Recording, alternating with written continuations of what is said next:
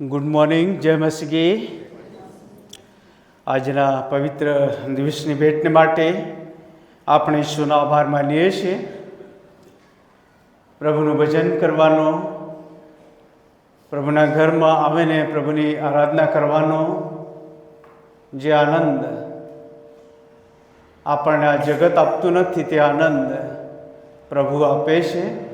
અને આ પ્રભુ ઘરમાં ઈશ્વર આપણને લઈ આવ્યા. પ્રભુનો આપણે આભાર માનીએ છીએ. પ્રભુના વચનો તરફ આપણે જઈએ, સહાય માંગીએ, પ્રાર્થના કરીએ. દયાળુ, પ્રેમાળ અને કૃપાળુ ઈશ્વર પિતા, તમારા મોટા ગૌરવ નામને માન આપીએ છીએ કે તમે તમારા વચન દ્વારા અમારી સાથે બોલો છો, વ્યવહાર કરો છો. અને આજ દિવસ સુધી તમારા વચન દ્વારા તમે અમને આત્મિક તૃપ્તિ આપી, આત્મિક દોરવણી આપી, આત્મિક બળ અને સામર્થ્ય આપ્યું, અનેકવિધ ભૌતિક આત્મિક આશીર્વાદનો અનુભવ આપ્યો. અમારી ભાષા સાથે આજે આપણે તમારા વચનો ફરીથી અમારા માટે આશીષનું કારણ બને એવું થવા દો. બોલનાર, સાંભળનાર પ્રત્યેકને તમારા હાથમાં સોંપીએ છીએ. જ્યાં જ્યાં તમારું પવિત્ર વચન આજે સવારે આવી રહ્યું છે, આવશે, એ દરેક જગ્યાઓને પ્રભુ તમે બીંજવો, આશીર્વાદિત કરજો. પ્રભુ ઈસુના નામમાં માંગીએ છીએ, આમેન.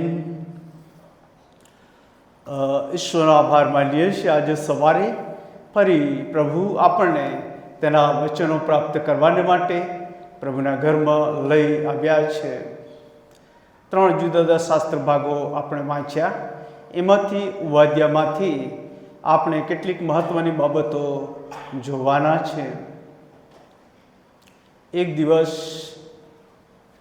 એક અવિશ્વાસીમાંથી વિશ્વાસી બનેલ વ્યક્તિ આવ્યા અને મને કહ્યું કે પાળક સાહેબ, મારા ઘરમાં કોઈ વિશ્વાસ કરતો નથી, હું એકલો જ વિશ્વાસ કરું છું, અને જેના કારણે ઘણી બધી મુશ્કેલીઓનો સામનો પણ સહન કરવાનો વારો આવે છે. ગયા રવિવારે એક દાદી આવ્યા અને દાદીએ એમ કહ્યું કે સાહેબ, મારા ઘરમાં હું વિશ્વાસ કરું છું, મારા 8 બાળકો વિશ્વાસ કરતા હતા, પરંતુ આજે તેઓ વિશ્વાસ કરતા નથી, ફરી ગયા છે, અને હું દુઃખી છું, લાચાર છું. હું એકલી જ વિશ્વાસ કરું છું. વૃદ્ધ છું, શારીરિક મર્યાદાઓ છે, પીઠ અને ઘૂંટણની જે મુશ્કેલીઓ છે. 4 મહિના અગાઉ એક જુવાન મિત્ર અન્ય વિશ્વાસના આવ્યા અને કહ્યું કે પાળક સાહેબ, મારે એટલું બધું દેવું વધી ગયું છે, હું શું કરું, મને ખબર નથી પડતી. અનેક આવા પ્રશ્નો ઘણા બધા જીવનોમાં છે, અને રોજે રોજ એ પ્રશ્નો અને પરિસ્થિતિમાંથી તેઓ ચાલી રહ્યા છે. આપણને એવું લાગે કે જોવાથી તેઓ બહુ સારા છે, પરંતુ જીવનમાં એટલા બધા પ્રશ્નો અને મુશ્કેલીઓ આવીને ઊભા રહી ગયા હોય કે એમાંથી કેવી રીતે બહાર નીકળવું, એમાંથી કોણ અમને વિજય આપશે. અને માટે દિશામાં પ્રભુના વચનોમાંથી કેટલીક મહત્ત્વની બાબતો આપણે જોઈશું. આજનો જે વિષય છે, કદી ન ભૂલી જનાર ઈશ્વર અથવા તો વિજયવંત આપણા પ્રભુ. યશાયા 43 પહેલું અને બીજું વચન એ આજનું આધાર વચન છે. અને ત્યાં પ્રભુનું વચન આ પ્રમાણે લખવામાં આવ્યું છે. યશાયા 43 પ્રથમ 2 વચનો. પણ હવે હે યાકૂબ, તારો ઉત્પન્ન કરતા યહોવા, ને હે ઇસ્રાએલ, તારો બનાવનાર એવું કહે છે કે તું બીસમાં, કેમ કે મેં તારો ઉદ્ધાર કર્યો છે, મેં તારું નામ લઈને તને બોલાવ્યો છે, તું મારો છે. તું પાણીઓમાં થઈને જઈશ ત્યારે હું તારી સાથે હોઈશ, તું નદીઓમાં થઈને જઈશ ત્યારે તેઓ તને ડૂબાડશે નહીં, તું અગ્નિમાં ચાલીશ ત્યારે તને આંચ લાગશે નહીં, અને જ્વાળા તને બાળશે નહીં. તું મારો છે. મેં તને નામ લઈને બોલાવ્યો છે, મેં તારો ઉદ્ધાર કર્યો છે, અને માટે તું બીસ નહીં. આ એક નાનું વાક્ય યાકૂબને માટે, ઇસ્રાયેલને માટે મોટી આશાનું કારણ બની ગયું હતું. ઇઝરાયલના ઇતિહાસ સંબંધી જો આપની પાસે ગ્રીન બુક હોય, ઇઝરાયલનો ઇતિહાસ, એ વાંચજો. બહુ સરસ લખવામાં આવ્યું છે. એમની મુસાફરીમાં ક્યાં કેવી કેવી રીતે તેઓ ગયા અને આગળ વધ્યા અને કેટલી મુશ્કેલીઓનો સામનો એમણે કર્યો એનું વર્ણન કરવામાં આવ્યું છે. સાથે સાથે બાઇબલ પણ સાથે રાખજો, અભ્યાસ કરશો કે ઇઝરાયલે ઘણી બધી યાતના, દુઃખ, મુશ્કેલીઓનો સામનો કર્યો. ઘણી બધી વખત ઈશ્વરથી દૂર જવાના કારણે, ઘણી બધી વખત અન્ય પ્રજાઓના કારણે તેઓ ભારે મુશ્કેલીમાં આવી પડ્યા હતા. અંતે તેઓ પ્રભુ તરફ ફરે છે અને પ્રભુ તેઓને પસંદ કર્યા હતા, માટે ઈશ્વર ઇસ્રાયેલને કદી ભૂલી ગયા નહોતા. તમે ને હું પ્રભુના લોકો અને બાળકો છે. માનવી મર્યાદામાં અનેક વખત આપણે ઈશ્વરથી દૂર જઈએ, ભૂલો કરીએ, પરંતુ આપણા ઈશ્વરની પાસે આપણે ફરીએ છીએ ત્યારે ઈશ્વર આપણી સંભાળ લે છે, સાથે રહે છે, સહાય મદદ કરે છે. જૂના કરારમાં આ એક એવું પુસ્તક છે કે જેનો કોઈ અધ્યાય નથી. બાકીના જે પુસ્તકો છે ઉત્પત્તિથી માલાખી સુધીના, એ બધા જ પુસ્તકોમાં અધ્યાય નંબર 1, અધ્યાય નંબર 2 વગેરે વગેરે નોંધવામાં આવ્યા છે. પરંતુ આ પુસ્તકમાં અધ્યાય નંબર 1 એવું કોઈ જગ્યા આપણને મળતું નથી. 1 થી 21 કલમો છે અને જૂના કરારનો સૌથી નાનામાં નાનું આ પુસ્તક આપણને જોવા મળે છે. જો નવા કરાર તરફ આપણે જઈએ છીએ ત્યારે આપણને 4 પુસ્તકો આપણને જોવા મળે છે. ફિલેમોન, એનો પણ કોઈ અધ્યાય નથી, એક જ પુસ્તક છે, પત્ર છે, 1 થી 25 કલમો છે. બીજો યોહાન, કે જે બાઇબલનું સૌથી નાનું પુસ્તક છે, કેવળ 13 જ કલમો છે. અગાઉ એના સંબંધી પણ આપણે જોઈ ગયા.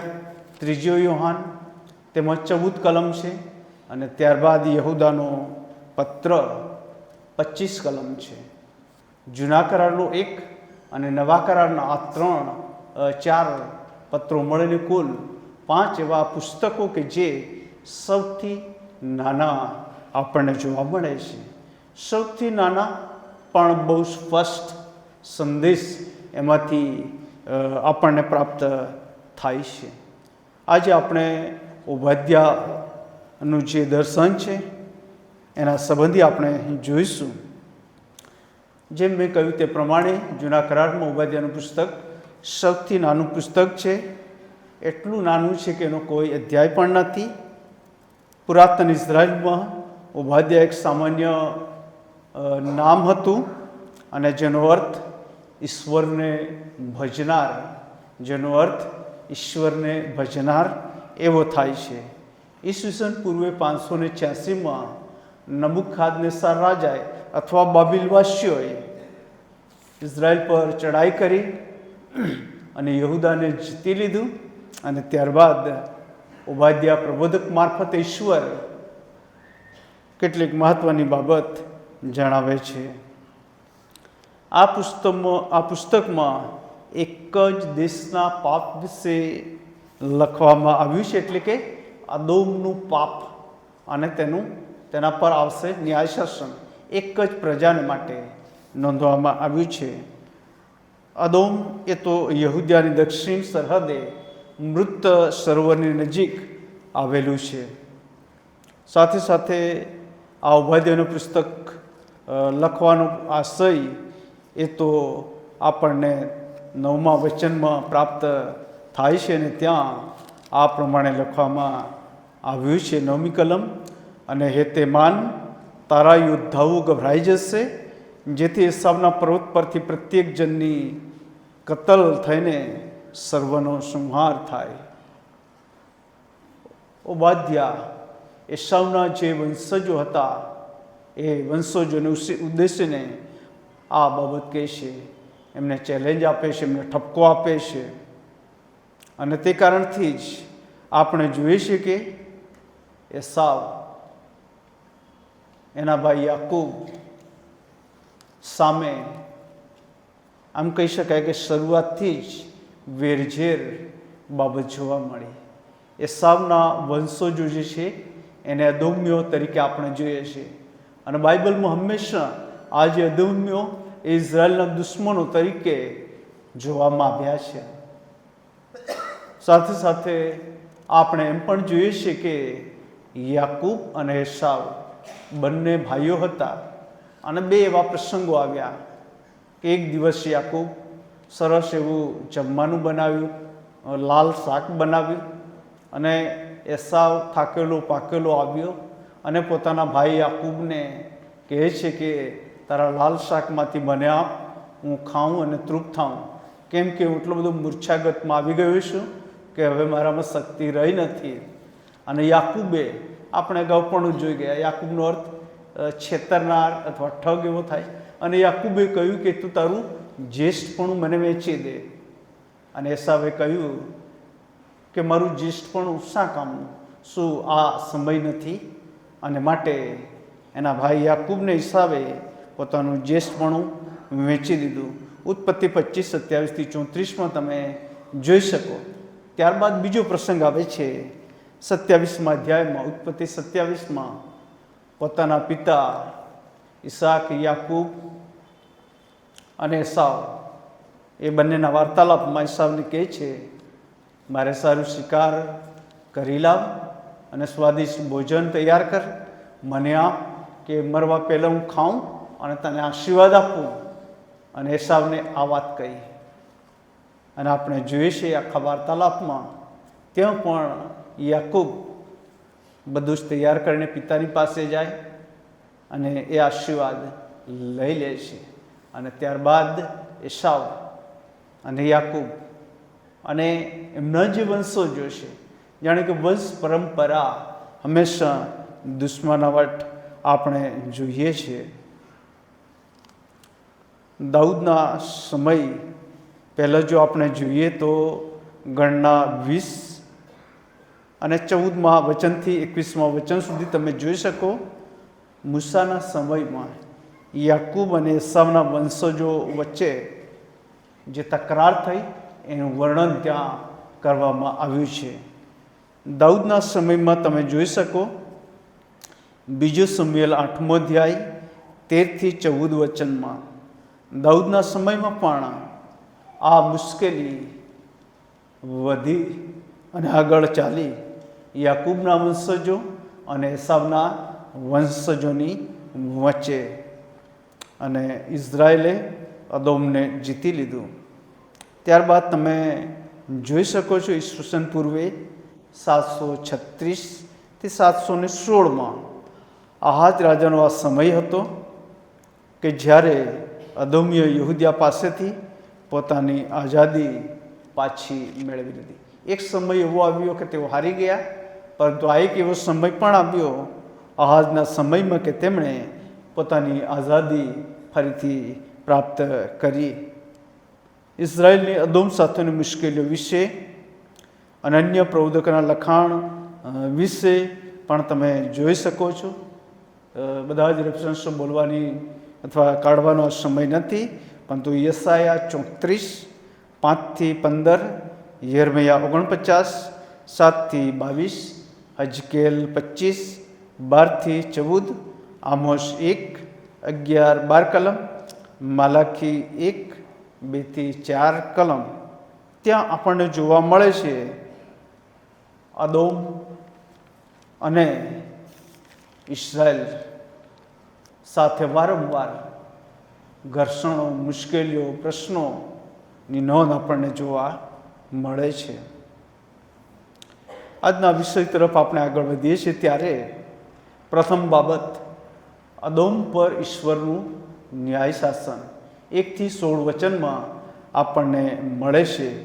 અને એમાં પ્રથમ 9 વચનમાં ઓબાદ્યાનું જે સમદર્શન છે એની નોંધ કરવામાં આવી છે. પહેલી કલમમાં લખ્યું છે ઓબાદ્યાનું સમદર્શન પ્રભુ યહોવા અદોમ વિશે આમ કહે છે, યહોવા તરફથી અમને ખબર મળી છે, તમે ઉઠો ને આપણે તેની વિરુદ્ધ યુદ્ધ કરવાને સજ્જ થઈએ.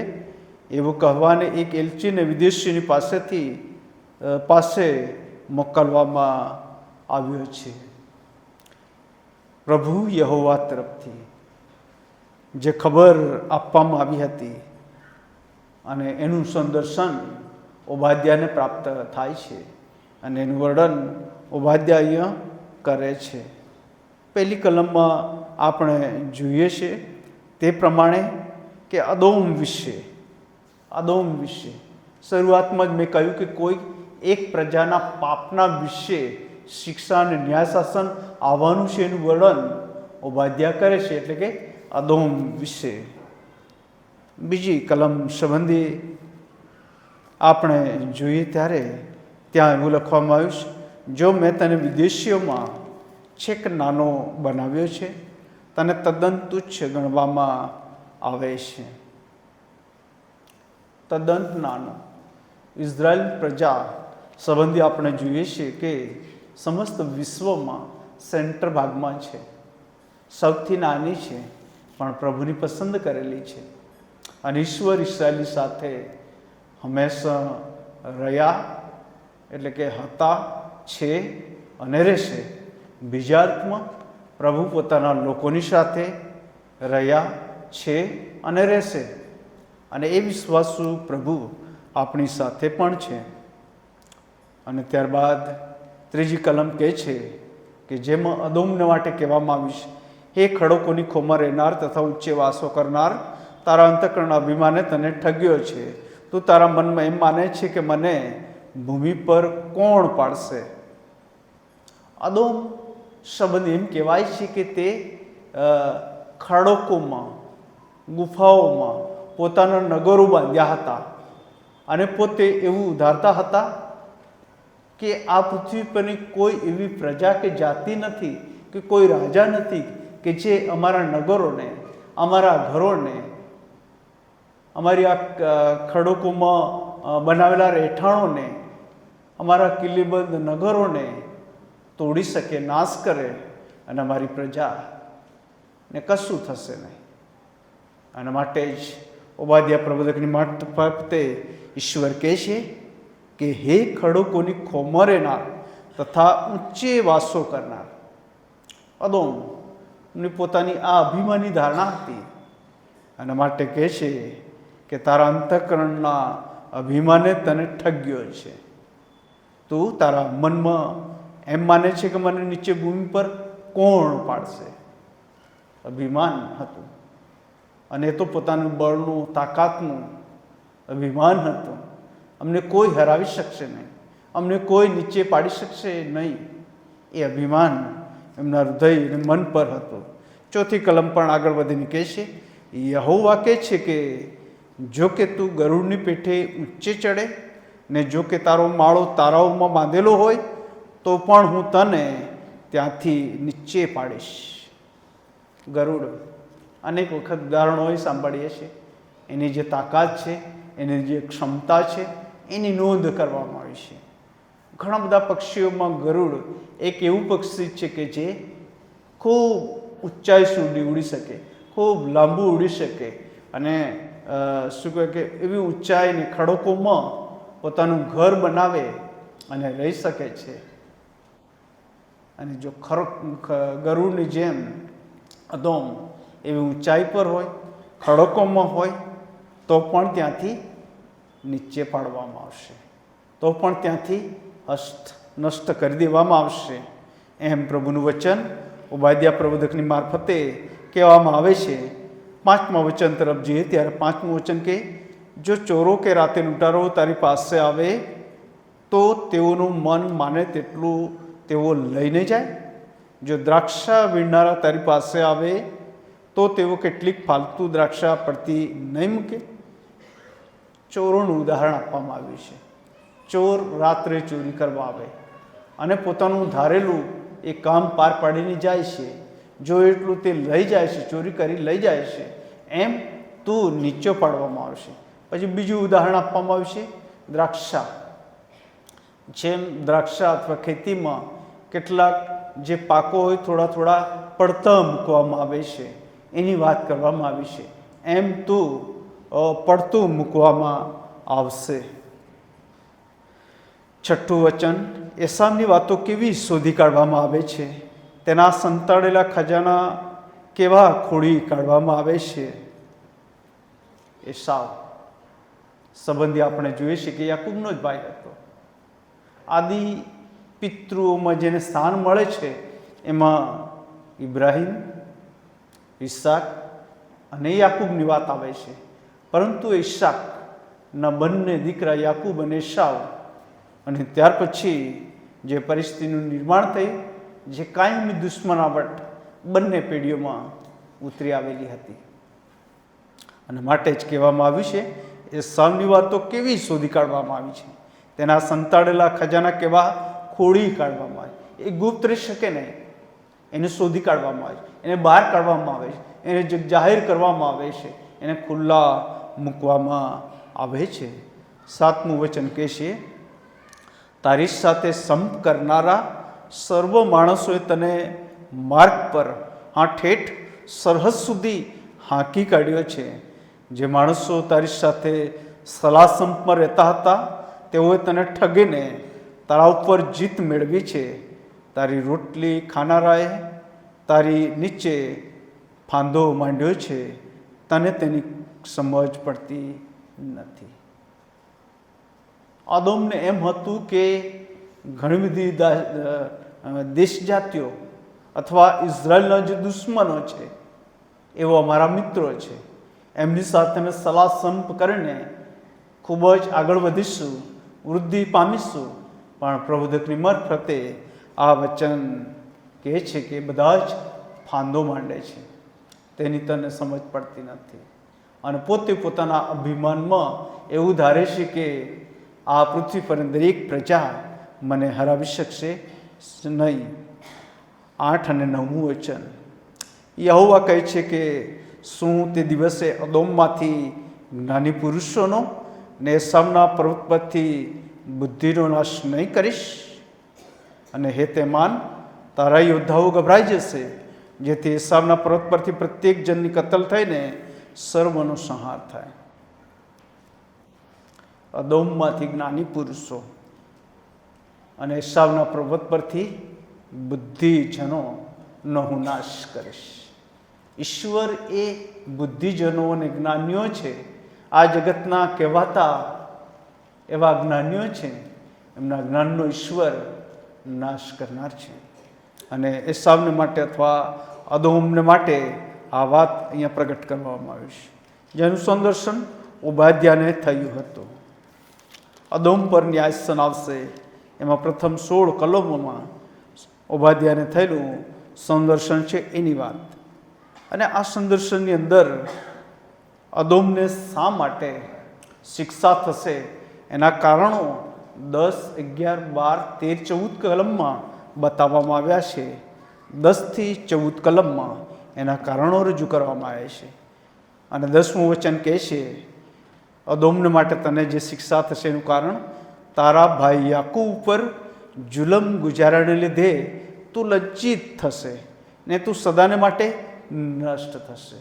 પોતાનો જે ભાઈ હતો, પોતાના ભાઈનું તે માન્યું નહીં, પોતાના ભાઈને તે મદદ કરી નહીં, પણ અન્ય જાતિને તે મદદ કરી, એમની સાથે રહ્યો.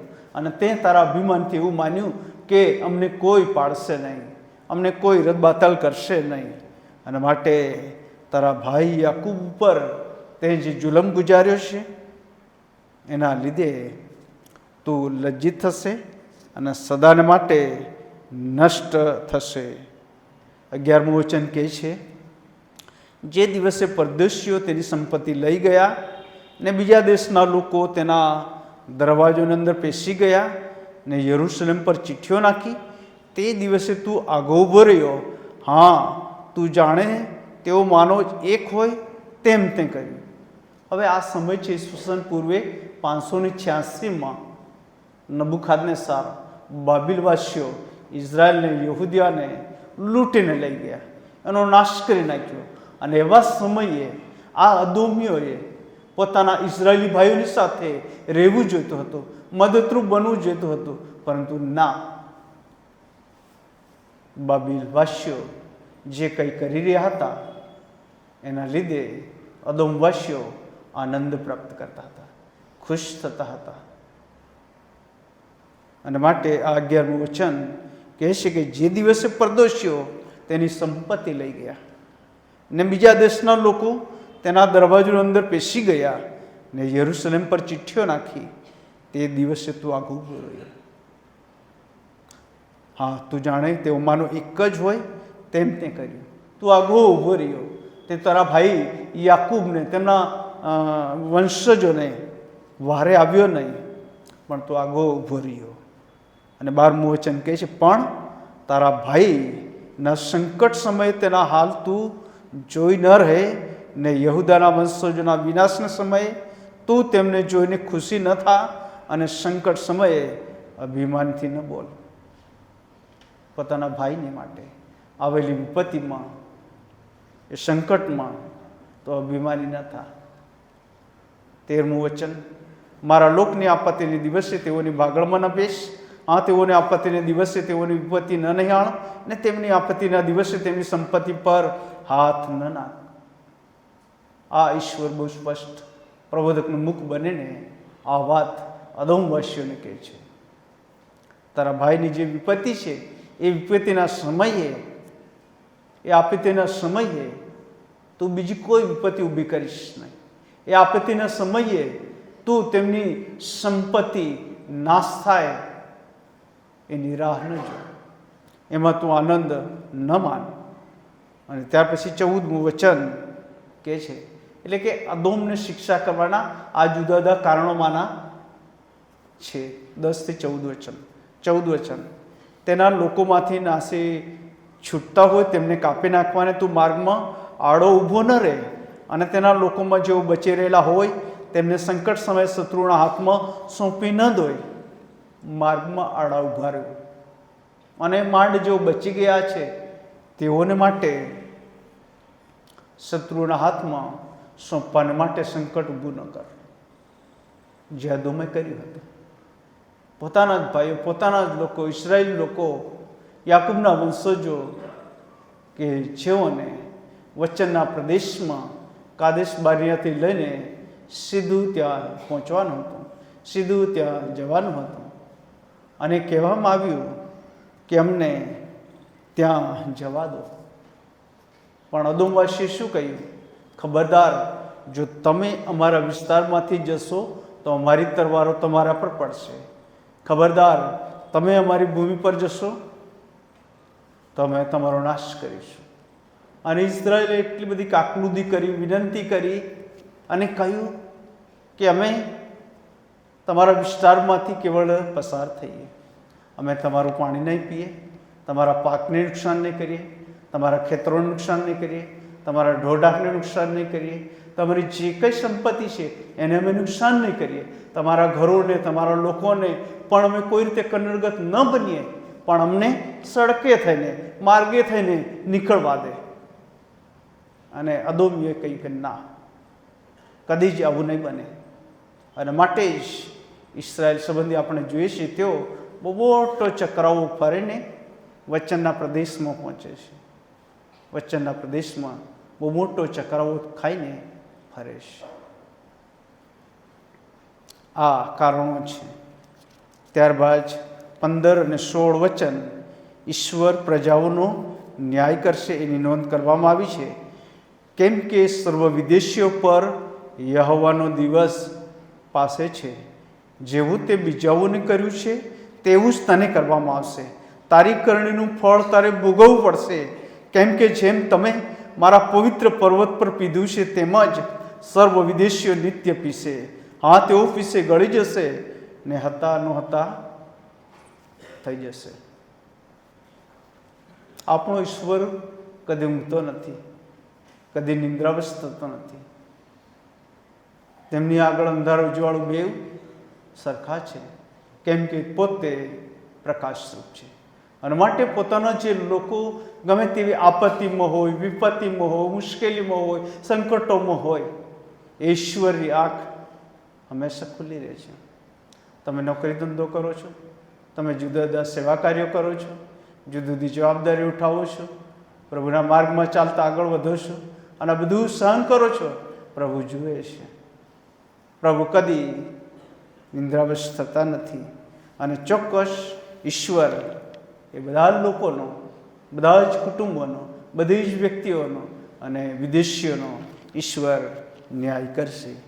છેલ્લે 17 થી 21 ઇઝરાયલનો જે વિજય છે એ કેવી રીતે પ્રાપ્ત થશે એની વાત ઉબાદ્ય પ્રબોધક કરે છે. 17મું વચન કહે છે, પણ સિયોન પર્વત પર બચી રહેલાઓ હશે ને તે પવિત્ર થશે ને યાકૂબના વંશજો પોતાના વતનો ભોગવશે.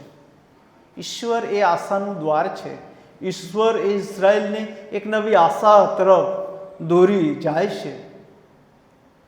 તમે ને હું ભક્તિભાવ કરીએ છીએ અથવા ભક્તિભાવ કરતાં ખ્રિસ્તમાં ચાલીએ છીએ, સતાવણી થશે જ. પ્રભુનું વચન છે. પણ આવી સ્થિતિમાં પણ એ ઈશ્વર આપણી સાથે રહે છે અને કદી ભૂલી જતા નથી. 18મું વચન કહે છે, યાકૂબના વંશજો અગ્નિરૂપ, યુસુફના વંશજો ભડકારૂપ થશે ને એસાવના વંશજો ખૂંપરારૂપ થશે ને તેઓ આગ લગાડીને તેને ભસ્મ કરશે. અને એસાવના વંશજોમાંનું કોઈ માણસ જીવતું રહેશે નહીં, કેમ કે યહોવા એ બોલ્યો છે. યાકૂબના વંશજો અગ્નિરૂપ. હવે બાઇબલમાં આપણે જોઈએ છીએ અગ્નિને પવિત્રતા અને શુદ્ધતા તરીકે બતાવવામાં આવી છે. પવિત્ર આત્મા તરીકે પણ બતાવવામાં આવી છે. યાકૂબના જે વંશજો, ઇસ્રાયેલના જે લોકો છે, તેઓ એ પવિત્ર ઈશ્વરના છે અને પવિત્રતાના માર્ગમાં ચાલશે અને પવિત્ર ઈશ્વર સાથે હંમેશા તેઓ રહેશે. યાકૂબના વંશજો. પછી લખ્યું યુસુફના વંશજો ભડકારૂપ થઈ જશે. અગ્નિનો જે ભડકો છે ને, એમની નજીકમાં જેવો આવે એ દરેક પણ એ બળી જતા હોય છે. સાદ્રાક, મેશાક, અબેદનગો ને અગ્નિની ભઠ્ઠીમાં નાખવામાં આવ્યા. શું બન્યું? જેઓ નાખનારા હતા ભસ્મ થઈ ગયા.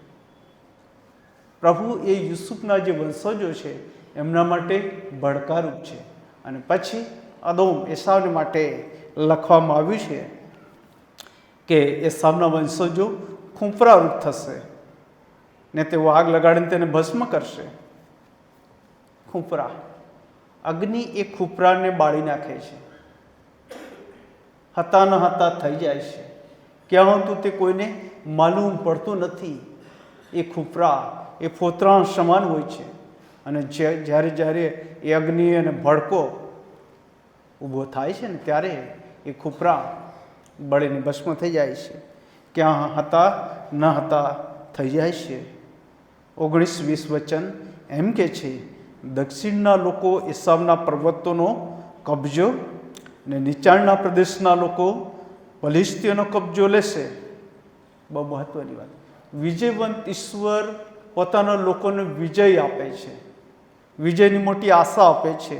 અને માટે ઇઝરાયલને માટે કહેવામાં આવ્યું છે, પોતાના લોકોને માટે કહેવામાં આવ્યું છે, દક્ષિણના પ્રભુના લોકો એસાવના પર્વતોનો કબજો. જેઓ પોતે એવું માનતા હતા કે અમારા નગરો તો કિલ્લેબંધવાળા છે અને અમને કોઈ કદી હરાવી શકશે નહીં. ને નીચાણના પ્રદેશના લોકો ફલિસ્તીઓનો કબજો લેશે. ફલિસ્તી કે જે પ્રજા પણ ઇઝરાયલની સાથે વારંવાર સંઘર્ષ, લડાઈમાં આપણને જોવા મળે છે. અને ઇઝરાયલના પહેલાં રાજા સાઉલ અને તેમના કુટુંબનો નાશ ઇઝરાયલે કર્યો હતો.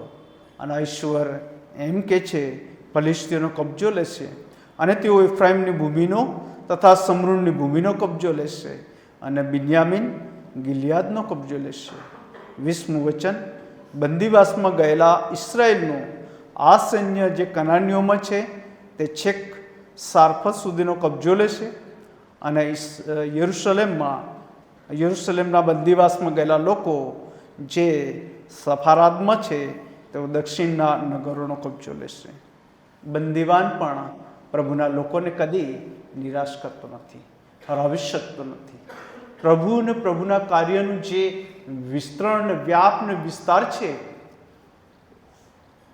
એને કદી આ પૃથ્વી પરની કોઈ પ્રજા, કોઈ વ્યક્તિ, કોઈ રાજા કદી અટકાવી શકતા નથી, કદી તેને સીમિત કરી શકતા નથી. જેમ જેમ સતાવણી થાય, જેમ જેમ વિરોધ આવે, જેમ જેમ પ્રશ્નો અને મુશ્કેલીઓ આવે, તેમ તેમ ઈશ્વર પોતાના લોકોની સાથે રહે છે અને ઈશ્વર તેઓને વિસ્તારે છે. ભૌતિક, આત્મિક રીતે, આર્થિક અને સામાજિક રીતે ઈશ્વર તેઓને કદી ભૂલી જતા નથી. 21મું છેલ્લું વચન: એસાવના પર્વતનો ન્યાય કરવાને ઉદ્ધારકો સિયોન પર્વત પર ચડી આવશે અને રાજ્ય યહોવાનું થશે. અને રાજ્ય યહોવાનું થશે. એ યહોવાના રાજ્યમાં ઈશ્વર આપણને હંમેશને માટે દોરે ચલાવે, આશીર્વાદિત કરે. ખ્રિસ્તમાં વાલા ભાઈ બહેનો, અદોમ એક જાતિ હતી, એક પ્રજા હતી અને પોતે એમ કહી શકાય કે ઈસાકનું સંતાન હતું, પરંતુ પોતાના ભાઈ યાકૂબથી ધીરે ધીરે દૂર થયું. એટલી હદ સુધી કે એના જે વંશજો અદમ્યો તરીકે ઓળખાય છે, હંમેશા કાયમને માટે દુશ્મનાવટ ઊભી કરતા રહ્યા. આપણા વ્યક્તિગત જીવન સંબંધી, આપણા આત્મિક જીવન સંબંધી આપણે શું વિચારીએ? શું આપણે આપણા આત્મિક જીવનમાં આગળ વધીએ છીએ ત્યારે આપણે અથવા આપણને માટે શું કોઈ એવી દૂરીઓ, અંતરાયો, અવરોધો, દુશ્મનાવટ ઊભી કરે છે? તો આપણે એટલું જ કરવાનું છે. તેઓના માટે પ્રાર્થના કરીએ કે પ્રભુની ઓળખ તેઓ પણ પ્રાપ્ત કરી શકે.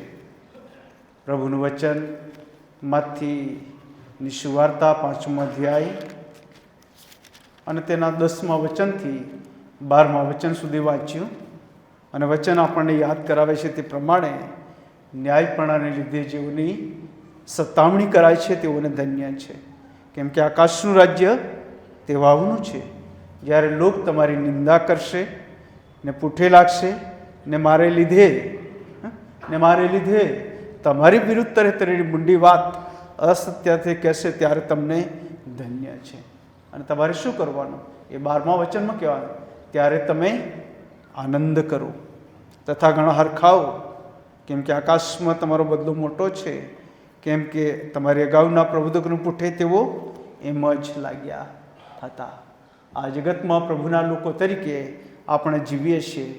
આ જગતમાં તમે પહેલી પેઢીના ખ્રિસ્તી હોઈ શકો, બીજી પેઢીના વિશ્વાસી હોઈ શકો, કે અનેક ચોથી કે પાંચમી પેઢીના વિશ્વાસી હોઈ શકો.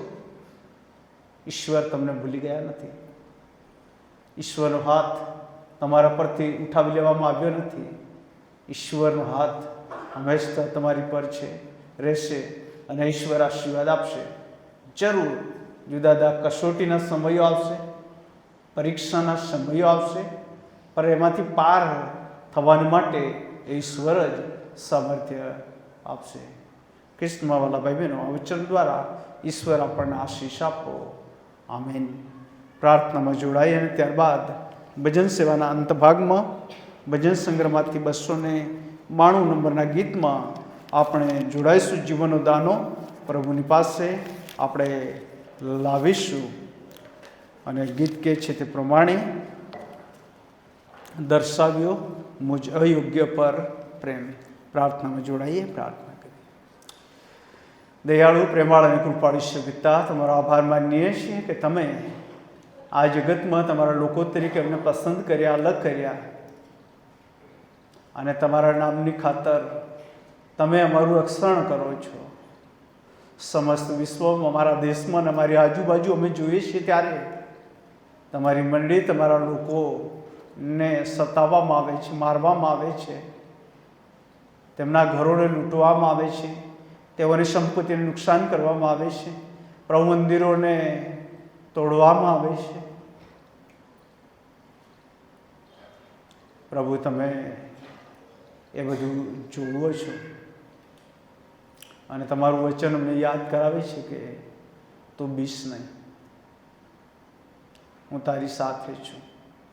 મેં તારો ઉદ્ધાર કર્યો છે, મેં તને પસંદ કર્યો છે, મેં તને નામ લઈને બોલાવ્યો છે, તું મારો છે. નદીઓ અને નદીઓનું પાણી, અગ્નિ અને અગ્નિની જ્વાળા, એ બધામાં પવિત્ર ઈશ્વર તમારું સામર્થ્ય છે એ ખૂબ મોટું છે. અને માટે ઇસરાયેલ એ પ્રભુ તમે શુભ સમુદ્રમાંથી બહાર લઈ ગયા. એ માટે તમે 3 સંતોને અગ્નિમાંથી પસાર કરાવ્યા અને તમે પોતે હાજર રહ્યા. આજે પ્રભુ અમારા શિરે, અમારા કુટુંબમાં કે અમારી સામે તમારા નામને લીધે જુદા જુદા પ્રશ્નો, મુશ્કેલીઓ હોઈ શકે, પરંતુ અમે ગમે તે પરિસ્થિતિમાં તમારા વિશ્વાસમાં દ્રઢ બનીએ, મજબૂત બનીએ એવી દયા અને કૃપા પ્રભુ અમારા પર થવા દેજો. અને બધી જ વિપત્તિઓમાં પ્રભુ તમે અમને સંપત્તિવાન કર્યા છે આધ્યાત્મિક રીતે, ત્યારે આધ્યાત્મિક સંપત્તિમાં વૃદ્ધિ પામવા અમારી સહાય મદદ કરજો. તમારા પ્રેમાળ પવિત્ર હાથોમાં અમે સોંપાઈએ છીએ. ઈશ્વર અમારા પ્રભુના નામમાં અમારી પ્રાર્થના સાંભળી સ્વીકાર કરો. આમીન. ભજન સેવાના અંત ભાગમાં ગીત નંબર 292 આપણે જોડાઈશું.